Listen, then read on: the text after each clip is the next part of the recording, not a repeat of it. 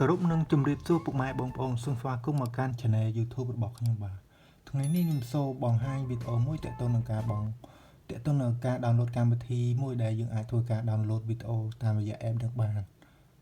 សម្រាប់ iOS បាទឥឡូវកុំឲ្យខានពេលយូរចូលមកតាមដានជាមួយខ្ញុំទាំងអស់គ្នា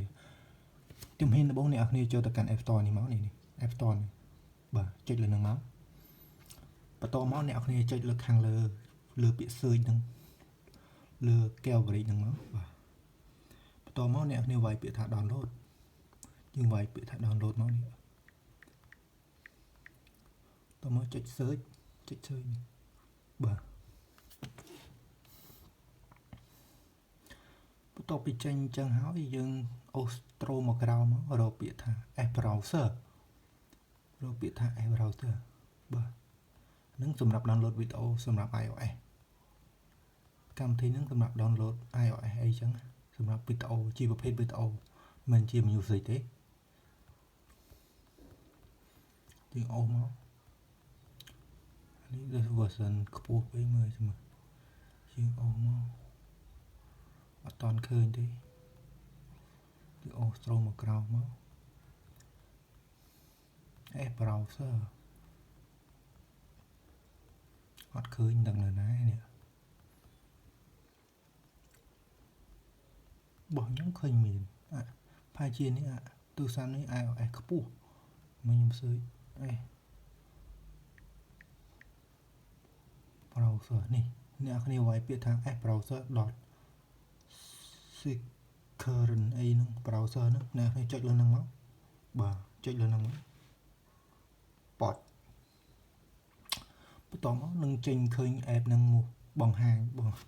បន្តមកឃើញទំនងបែបហ្នឹងអ្នកគ្នាចុចលើ app ហ្នឹងមកសម្រាប់ធ្វើការ download នេះចុចកន្លែង get នេះសម្រាប់ download app ហ្នឹងយកមកប្រើអីចឹងបាទយើងចុចលើហ្នឹងមកបន្តមកអ្នកនរគ្នា download ចុច install វាយ password Apple ID ដែលអ្នកនរគ្នាបានបង្កើត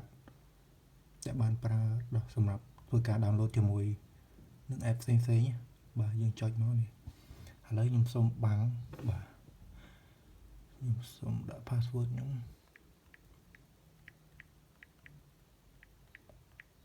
បាទបន្ទាប់ពីយើងដាក់ password Apple ID ហើយយើងចុចពាក្យ sign in មកហ្នឹងអាចនិយាយបាន install កម្មវិធីយើង install កម្មវិធីរបស់យើងហ្នឹងអត់ត្រូវទេខ្ញុំសូមវាយម្ដងទៀត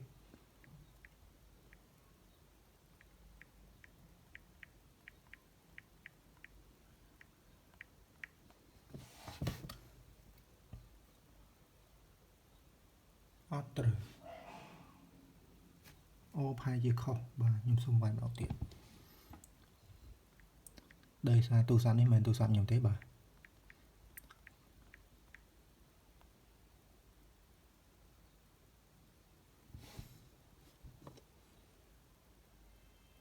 អូខេត្រូវយើងបានវាយ password ត្រូវ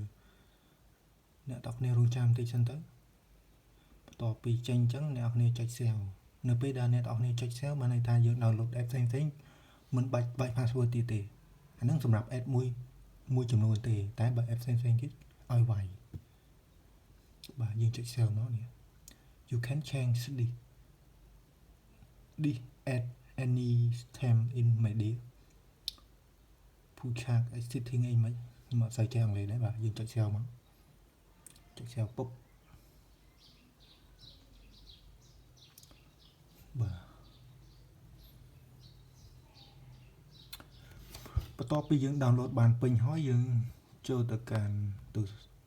app យើងវិញមកនេះបាទយើងចុចលើនឹងមកចុច allow ចុច continue បន្ទាប់ពីចេញទ្រង់បែបហ្នឹងអ្នកនរគ្នាចុចលើ YouTube នឹងមកនេះចុចលើ YouTube នឹងមកបាទប៉ុតបាទបន្ទាប់ពីចេញទ្រង់បែបហ្នឹងហើយ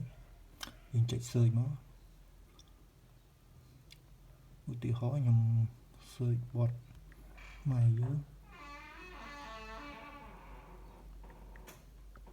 ដែរ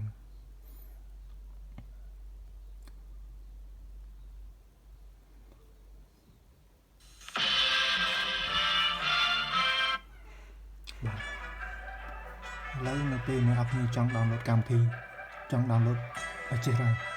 បើអ្នកគ្នាចង់ download វីដេអូអ្នកគ្នាចុចលើវីដេអូហ្នឹងមកបាទបន្ទាប់មកចេញត្រង់បែបហ្នឹងនៅពេលចេញត្រង់បែបហ្នឹងអ្នកគ្នាចុច download មកបាទបន្ទាប់ពីចុច download ហើយអ្នកគ្នាចូលទៅកាន់នៅខាងក្រោមវាមាន browser ហើយនឹង download បាទចុចលើហ្នឹងមកឥឡូវយើងកំពុង download ហើយបាទ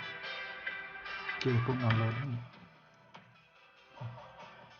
ហើយ26 មេចុច6គីឡូបៃបាទ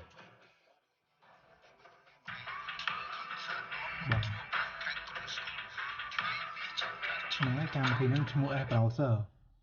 បាទមានអីវ៉ាន់ទេកម្មវិធីហ្នឹងគ្រាន់តែយើងចុចលើវីដេអូហ្នឹងមកនេះឧទាហរណ៍ម្ដងទៀតខ្ញុំសូមសូបង្ហាញម្ដងទៀតទាក់ទងការ download យើងចុចលើវីដេអូនេះមួយឧទាហរណ៍បាទយើងចុចមកបន្ទាប់មកនៅពេលយើងចុចលើវីដេអូវានឹងសូបង្ហាញពីការឲ្យយើង download បាទមាន download ហើយនឹង copy link យើងចុច download មកនេះសម្រាប់ download យកមកទុកស្ដាប់បាទយើងចុច download ហ្នឹងមកបន្ទាប់ពីចុច download យើងកលេចមកមើលនៅខាងក្រោមឃើញមានពាក្យថា download នេះឃើញលេខ1អត់បាទឥឡូវយើងបាន download ពេញអស់ហើយឥឡូវយើងចាក់ស្ដាប់មើលថា full ល្អ